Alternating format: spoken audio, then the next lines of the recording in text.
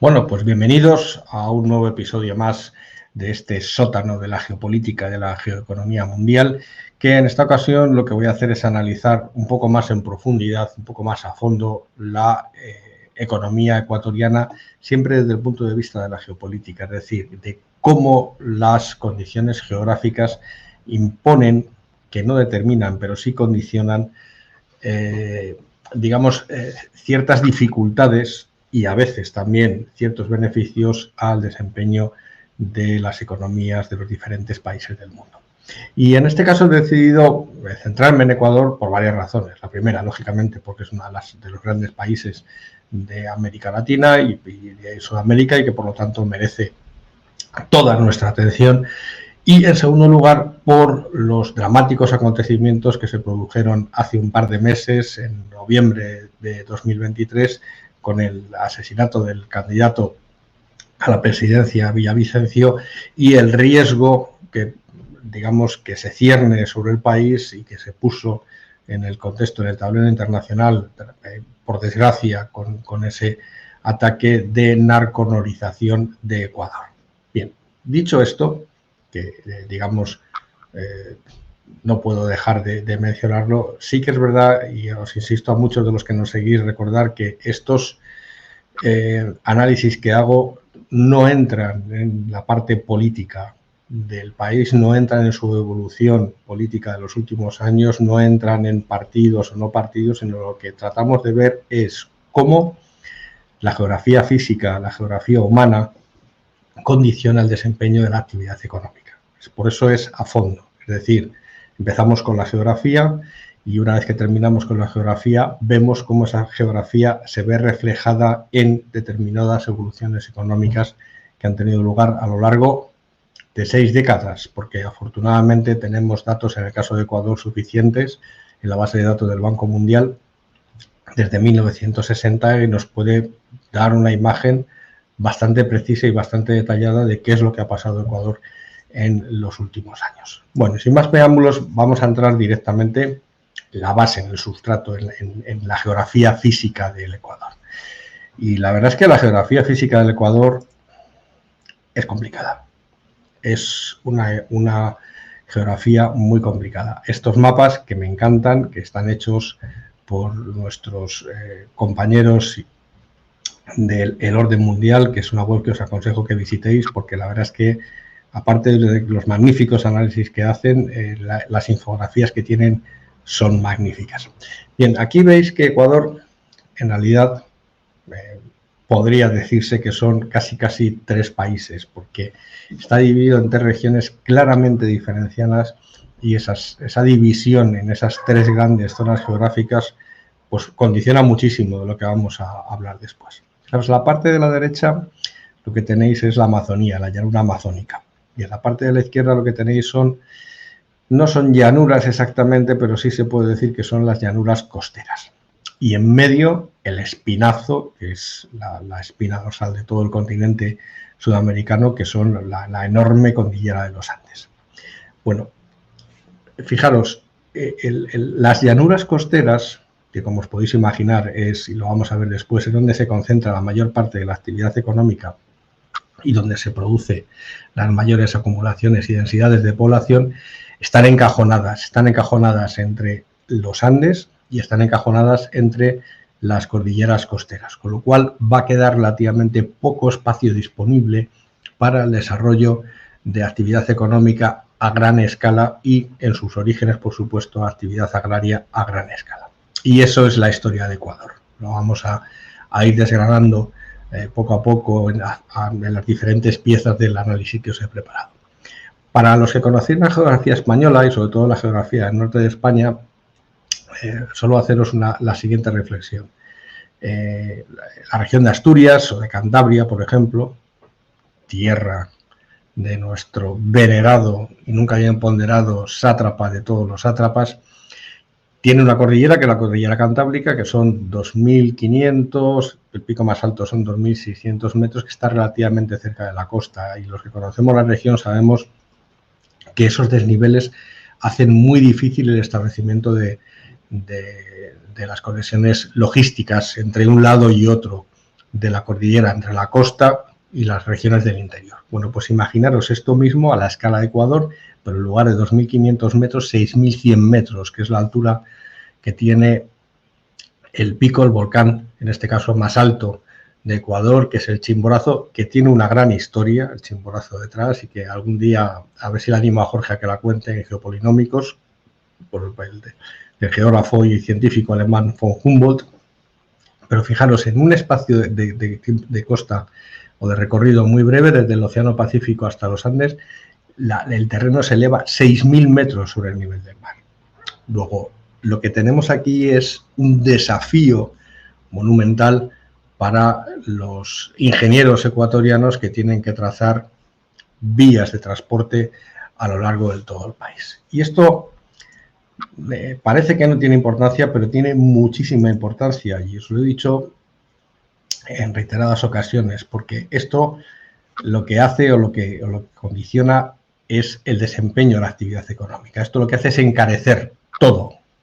Es, para que lo entendáis mejor, es mucho más fácil transportar mercancías por la llanura del Mississippi, por el valle del Mississippi, que es todo llano cayendo, transportarlas por río, que es mucho más barato el transporte fluvial que el transporte terrestre, que hacerlo, pues fijaros, salvando desniveles desde Guayaquil, que es el principal puerto de Ecuador, que está a nivel del mar, hasta alturas de 3, 4 y 5.000 metros, no, porque hasta ahí no llega, pero sí, desde luego, a 3.500 metros, en un espacio de tiempo muy corto. Entonces, esto es un problema. Y es un problema no solo para Ecuador, lógicamente, es también un problema para Perú y también es un problema para el resto de los países del arco andino.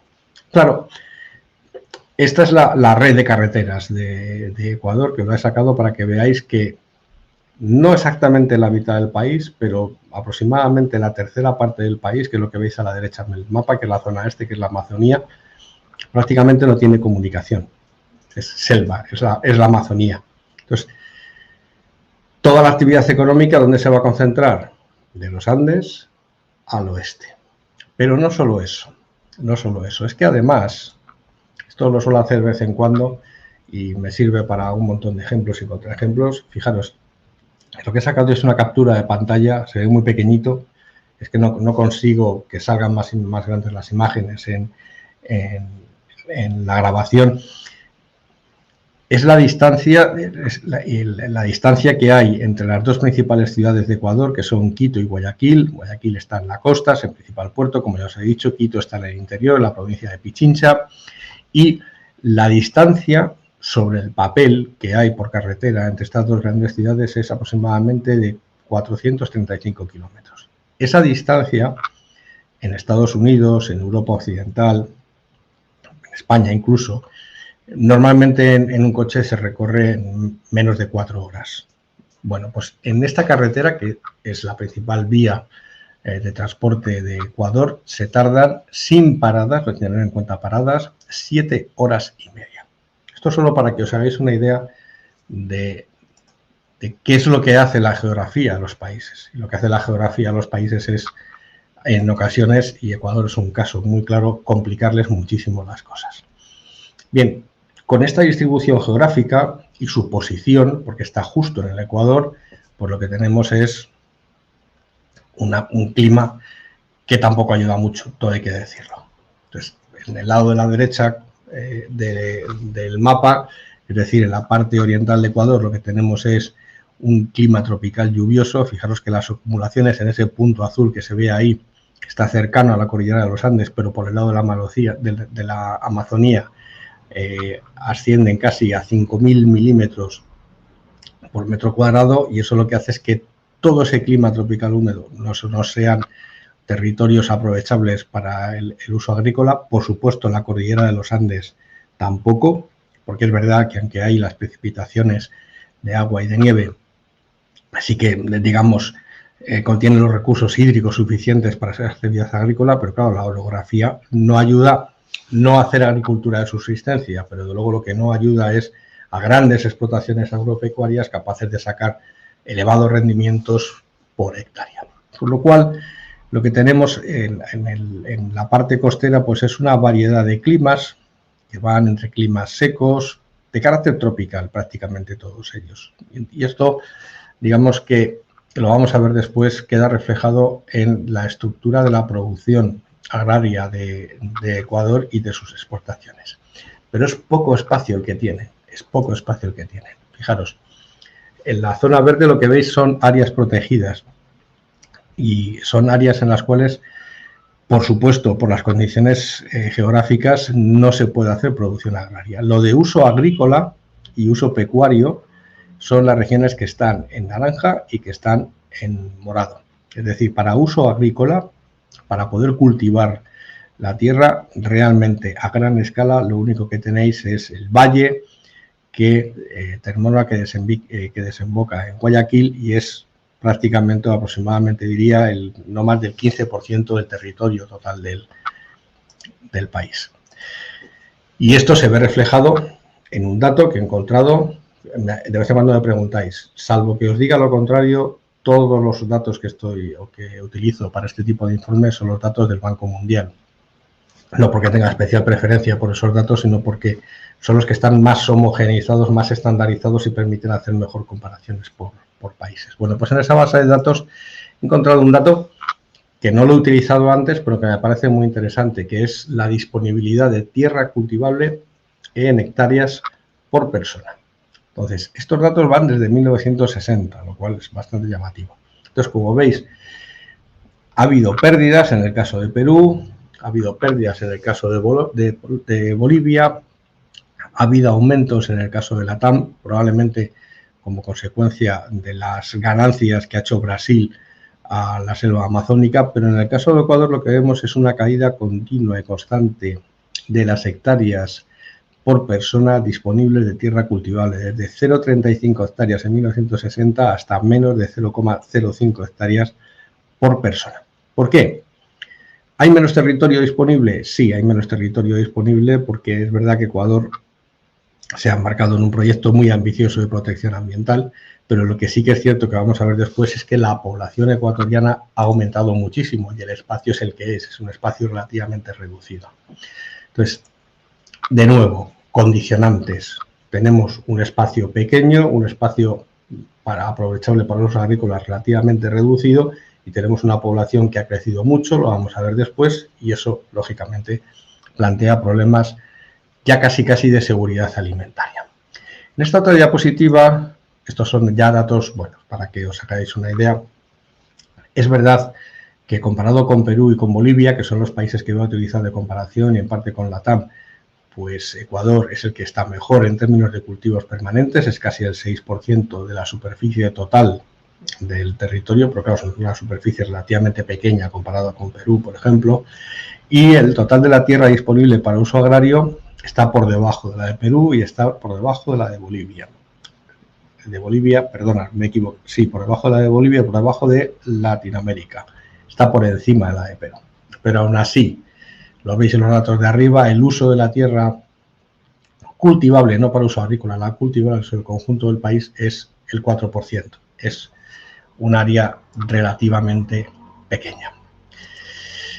Bien, con estos condicionantes, fijaros, lo que tenemos es, por un lado, ese espinazo que hacen los Andes, que dividen el país en dos, en la zona costera y en la zona amazónica, el clima, que es tropical lluvioso en la zona amazónica, con lo cual hace enormemente complicado que el desarrollo de actividad agrícola a gran escala, pues lo que tenemos es que, como ya os he ido adelantando a lo largo de todo el vídeo, la mayor concentración de población se produce en las zonas costeras. Y aquí tenéis dos mapas que he encontrado que me han parecido muy interesantes. Voy a empezar por el de la izquierda. Lo que veis ahí es la distribución de la densidad de población por provincias. Cuanto más oscuro, más densidad de población. No voy a entrar en los números, que son altos, pero tampoco son muy altos, pero fijaros, claramente es el eje de los Andes el que determina que en Pichincha, por ejemplo, que es la provincia de la capital de Quito, pues tenga la densidad de población más alta, y Guayaquil, que es la otra gran ciudad, por supuesto, al sur, tenga también una densidad de población más alta. El mapa de la derecha es un mapa muy curioso, no sé cómo lo han hecho, la verdad, a ver si consigo averiguarlo, porque lo que tenemos son ya densidades de población, pero por distritos, entiendo yo. Entonces ahí sí que veis, por ejemplo, que aunque la provincia de Pichincha tenga, digamos, la mayor densidad de población como provincia, en términos de capitales, en términos de ciudades, sea Guayaquil la que tiene una mayor densidad de población. Es un país, en este sentido, quizás un poco parecido a España, es un país dual, es Madrid y Barcelona, pero obviamente salvando muchísimas distancias, eso sí. Y con esta distribución de la población en esas zonas costeras que estoy ahí, pues ya vamos a entrar en análisis un poco más de los datos y la evolución de lo que ha pasado en los últimos 60 años. Fijaros, aquí lo que he hecho es ese ejercicio que hago siempre, es poner la población de Ecuador, de Perú y de Bolivia a 100 en 1960 y ver cómo ha evolucionado en los últimos 60 años. Bueno, pues Ecuador es la que más ha crecido. Casi se ha multiplicado por 4 la población. En 1960 la población total del país era 4,6 millones de personas, que es menos que la población de la Comunidad de Madrid, y ahora mismo son 18 millones de personas, que es 2 veces la población de la Comunidad Autónoma Andaluza aquí en España. Entonces es un crecimiento enorme en un espacio muy pequeño, que es el espacio costero, que es el espacio que le deja libre los Andes y la Amazonía. Bolivia y Perú han tenido comportamientos parecidos, pero inferiores, rozando no el 4, sino el 3 aproximadamente. Pues son crecimientos también bastante importantes. Por otro lado, y yendo ya un poco más al tema de la economía, lo que tenemos, tanto en el caso de la población como en el caso del PIB, es un comportamiento muy parecido al que hemos visto en otros países. Y es un comportamiento muy parecido al otro gran ausente en esta comparación, que no lo he puesto para no repetir los datos, que es Colombia, que son comportamientos muy similares. Grandes crecimientos del PIB. Fijaros que Ecuador es el país que desde 1960 su PIB más ha crecido, se ha multiplicado por 8,6, ligeramente por encima del de Perú y de Bolivia, y esto pues da muestra del extraordinario dinamismo de la sociedad ecuatoriana y de la capacidad que tiene para ese crecimiento económico. A mí me llama muchísimo la atención estos números porque son unos números espectaculares y que normalmente, no sé por qué, ignoro el motivo, no se ponen en valor, pero son unas cifras realmente explosivas. Mucha gente puede decir, bueno, China ha crecido más, sí, pero China es un caso extremadamente anómalo porque lo que China ha tenido es un régimen casi esclavista. Entonces ahí digamos que hacer comparaciones con el resto de los países que son democracias, como el caso de Ecuador, pues es más complicado. Bien, como siempre, la combinación explosiva de crecimiento económico y de población, pues nos deja una película ya un poco más preocupante. En los últimos 60 años, la renta per cápita de Ecuador, pues se ha multiplicado por 2. Ha crecido un poquito más la de Perú en los últimos años, luego veremos por qué. La de Bolivia, está mucho más por abajo, pero claro, ya lo he explicado muchas veces. ¿Qué es lo que sucede aquí? Lo que sucede aquí es que esto es el juego del gato y el ratón. Ya puede crecer mucho el PIB, que si crece mucho la población, la renta per cápita no crece tanto. Y además lo hace de forma desigual. Ahora lo vamos a ver, la distribución de la renta per cápita por provincias. Es una distribución desigual. Pues claro, lo que tenemos es crecimiento orgánico de las poblaciones. Y lo que tenemos es que 2 cabezas de familia, sin hijos, con 2 rentas, su PIB, es decir, su renta familiar puede aumentar con el paso de los años al ritmo que hemos estado viendo, pero claro, si cada año que va pasando van acumulando, vamos a decir, es para simplificar, un hijo por año, al cabo de 6 años son 2 cabezas de familia con 8 personas, con lo cual la renta per cápita baja dramáticamente de esa familia. Y eso, digamos, explica esa desigual distribución de la riqueza y explica muchos de los problemas que tienen estas economías de elevado crecimiento demográfico. A largo plazo son economías más sostenibles. A largo plazo no van a tener los problemas de envejecimiento de población que va a tener Europa y que va a tener Japón, por ejemplo. Pero es verdad que en el corto plazo tienen unos problemas mucho más complicados porque la demanda de dotación de infraestructuras básicas para la vida, de agua potable, por ejemplo, por poner la más básica de todas, pues son enormes, y eso no se hace ni se soluciona de la noche a la mañana, requiere inversiones enormes, y estos gobiernos normalmente no tienen los recursos fiscales suficientes como para satisfacer una demanda que crece y crece y crece de manera constante y que no para. Entonces yo ahí, ya lo sé, que quizás soy un poco ingenuo, soy un poco optimista, pero yo creo que en el caso, por supuesto, de la economía ecuatoriana, pero en el caso de otras muchas economías del continente sudamericano, lo que vamos a ver es un equilibrio en las próximas décadas en la cual ese crecimiento demográfico se va a ir ralentizando, pero el PIB va a seguir creciendo, y va a seguir creciendo a un ritmo bastante rápido porque la población es muy joven. Entonces, con esa población, esas cohortes de población más joven, y manteniendo ese ritmo de crecimiento del PIB, vamos a ver cómo la renta per cápita va a aumentar en aquellas regiones y en aquellos estados en los cuales el crecimiento demográfico se ralentice. Yendo un poco ya más al detalle de la estructura económica del país, pues aquí ya sabéis que me gusta hacer estos gráficos, sigo con datos del Banco Mundial. Pues la economía ecuatoriana es una economía que tiene todos los rasgos de economías de rentas casi altas, de renta media alta, vamos a decirlo así. Entonces la estructura es, tenemos un sector servicios que no ha crecido mucho en porcentaje del PIB, luego veremos por qué, pero bueno, en los últimos 60 años ha pasado del 40% al 60%.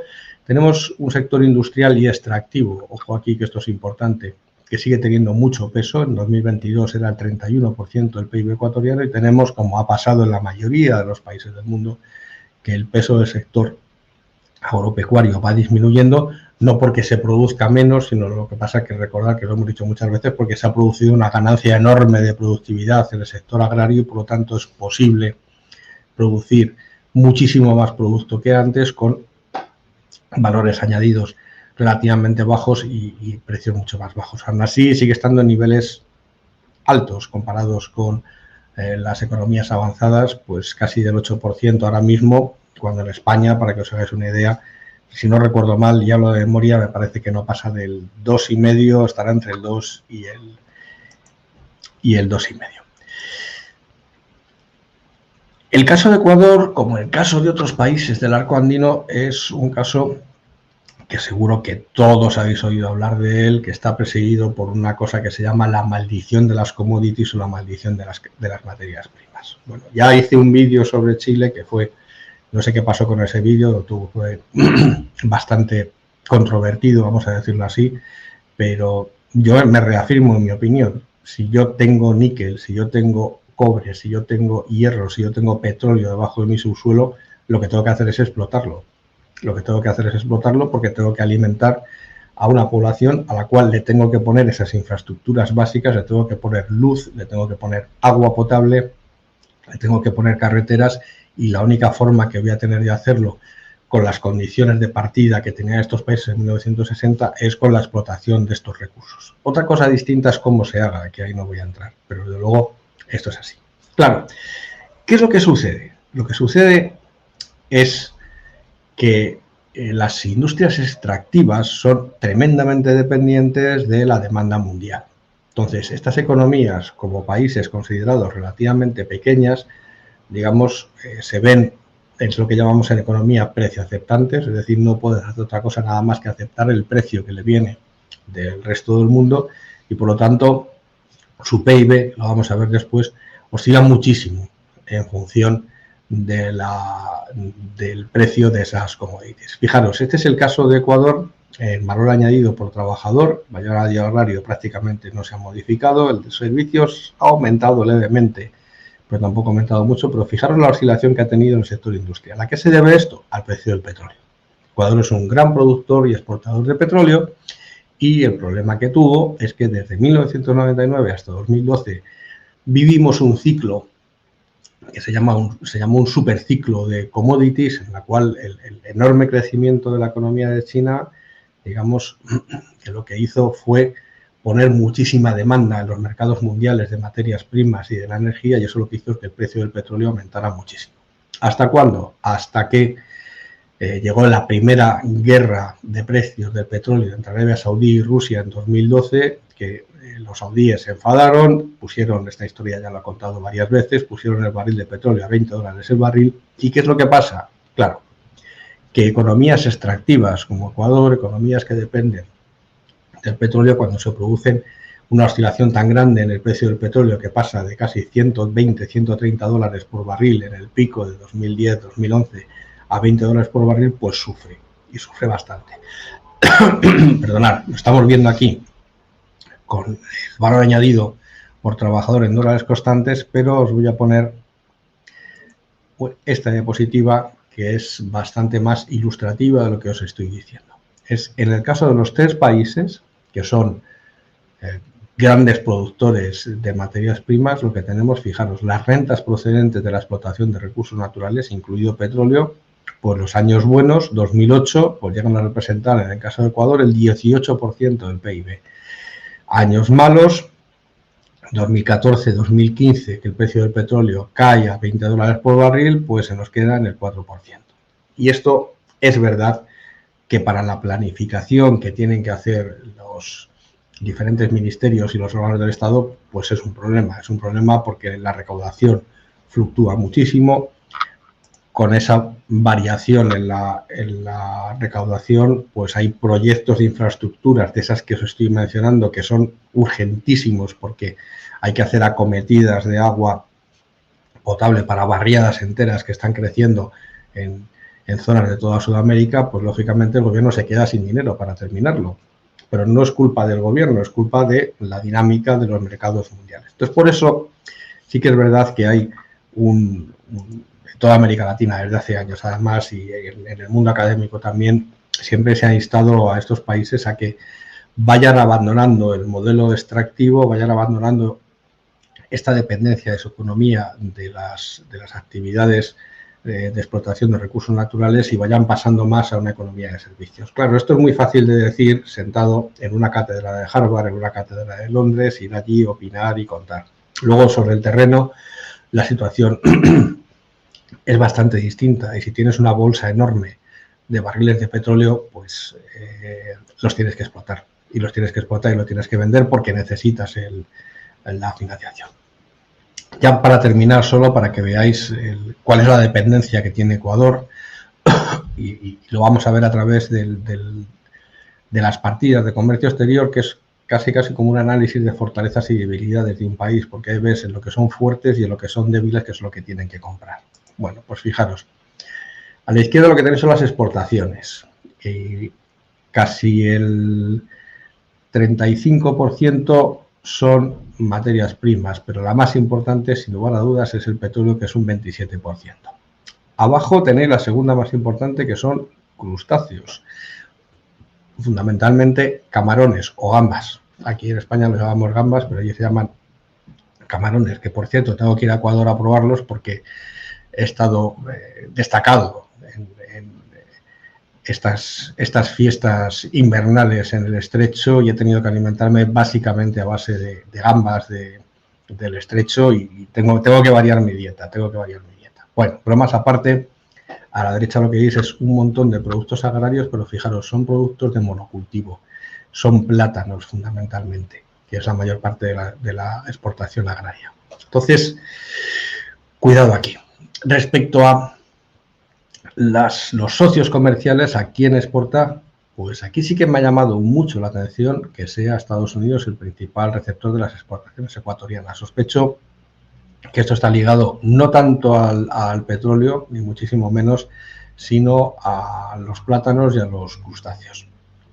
Y lo que es verdad, que es algo que llevamos muchos años poniendo digamos, el foco en ello, porque creemos que es importante desde aquí, desde los ámbitos universitarios, es la poca relación que hay, perdona, que he quitado la diapositiva, la poca relación que hay comercial entre los países del arco andino. Fijaros que el comercio con Chile, con Perú, con Colombia es muy reducido, es menor incluso que el comercio que tienen con Europa.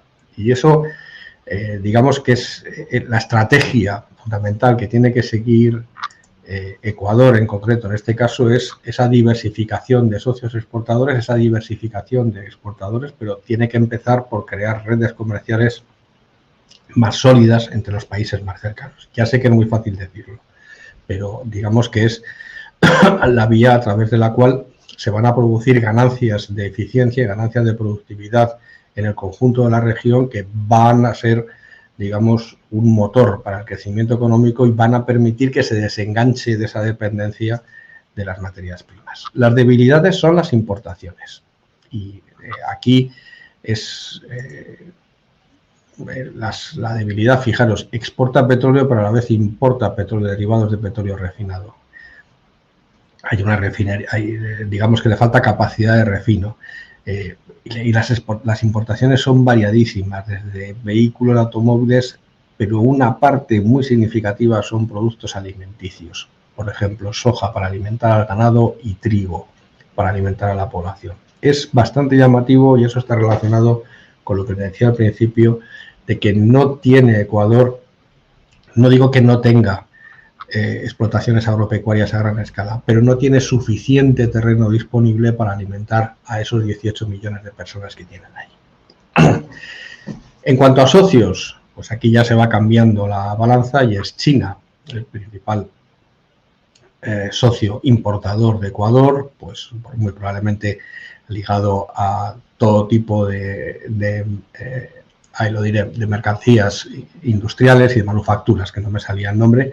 Y aquí sí que es verdad que afortunadamente tenemos una mayor presencia del arco andino en el conjunto de las importaciones. Bueno, y por último, muy importante, lo que pasa es que no he encontrado datos actualizados de esto y si algún ecuatoriano está viendo el vídeo pues y tiene esta información, sí le rogaría que me la dijera.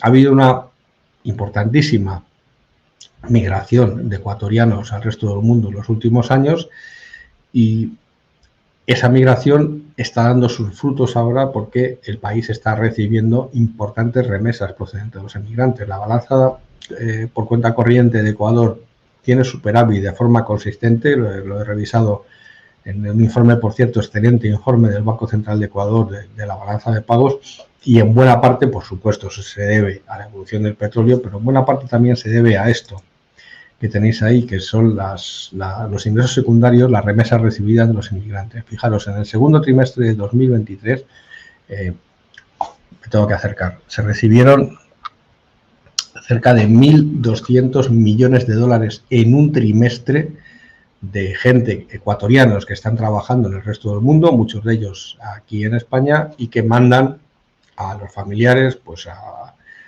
los hijos, a las hermanas pequeñas, a las familias en general, parte del dinero que ganan para ayudarles a su manutención. Lo que tenéis a la derecha es el gráfico de dónde se han producido los principales flujos migratorios por provincias, pero es de 2001. No he encontrado nada más actualizado. Son las provincias del sur, pero estoy seguro que ese patrón ha debido de cambiar en los últimos años y muy probablemente no represente la realidad. Pero como ya os digo, si algún ecuatoriano ve el vídeo, pues si tiene más información, por favor que nos lo diga. Y ya para terminar, como siempre, mi recomendación habitual, suscribiros al canal. No hemos llegado a los 8.000 el 31 de diciembre. Jorge y yo nos hemos quedado sin cesta. Sabíamos que el sátrapa no la había comprado, porque él es así. Pero con esta imagen de las Islas Galápagos, que es uno de los principales atractivos que tiene Ecuador y que debería explotar más, que es los recursos turísticos que tienen unos rincones de país maravillosos. En el caso de las Galápagos sí que es verdad que hay bastantes alertas de que están sobreexplotadas, pero bueno, hay que generar PIB, como diría Óscar. Así que con esta recomendación de que visitéis Ecuador, si tenéis ocasión de ir y de suscribiros al canal por encima de todo, os dejo y os veremos en breve, Jorge y yo, porque volveremos a hacer las actualizaciones semanales de la Semana Geopolítica. Hasta luego.